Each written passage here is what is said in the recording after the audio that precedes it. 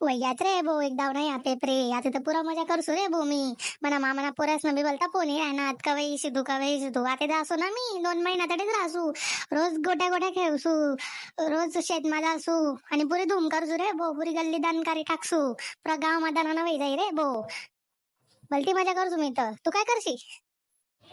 हो ना रे पप्या, मी पण खूप खुश आहे आपल्याला सुट्ट्या लागून गेल्या म्हणून. मी पण आता मामाच्या गावी जाणार, तिकडे मस्त मजा करणार आणि परत येऊन मी लगेच अभ्यासाला लागून जाणार. आता तर आपले 10वीचे क्लासेस पण सुरू होत आहे ना.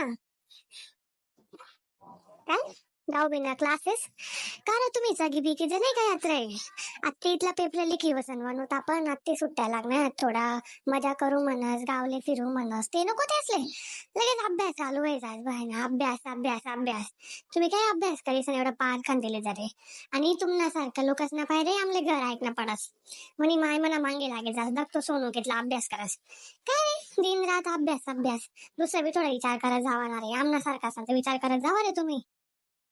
अरे पप्या तसं नव्हतं म्हणायचं मला. हा बस कर माहिती काय म्हणायचं होतं तुला बट समजस रे मला तुम्ही इथं काढतास काय आणि करतास काय.